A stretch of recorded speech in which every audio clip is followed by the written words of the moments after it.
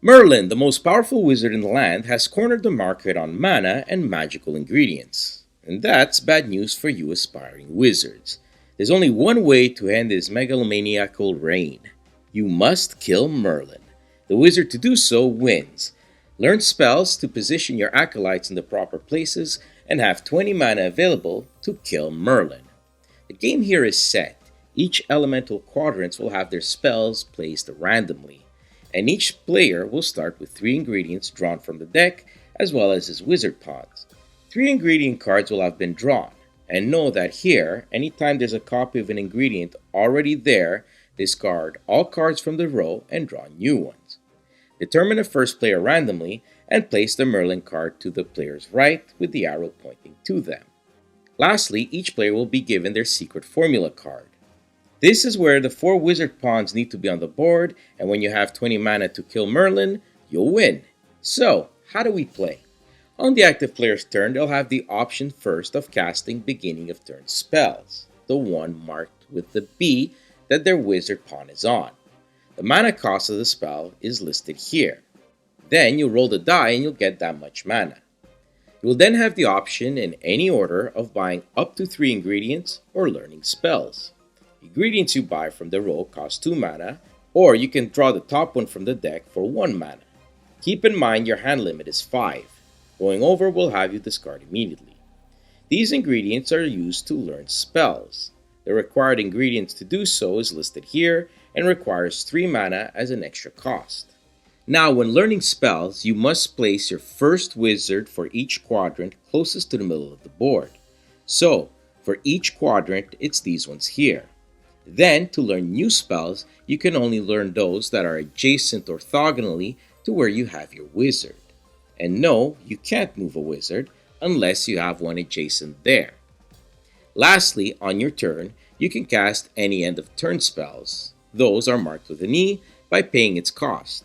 Now, whenever you cast a spell, you must remove the wizard's hat from the wizard who cast that spell. This means they are depleted and can't cast spells any longer until they get charged through means in the game. When done, the next player takes their turn until all have acted, and we get to Merlin's turn.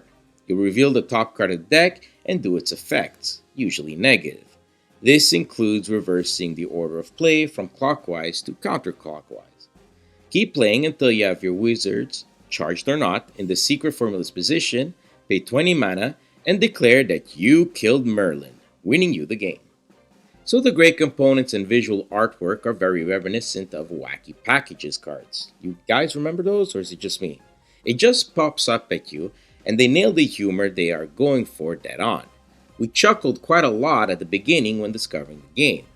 I was hoping the spells themselves with such great artwork would be in color as well. But as the black and white is a stark contrast from the vivid colors, so too is the second half of this game when the humor fades quickly. And here lies the problem with this game. The take that element is so prevalent that many a time it feels like you're taking 2 steps back and 1 forward. Much like Munchkin, the game bottlenecks a lot near the end.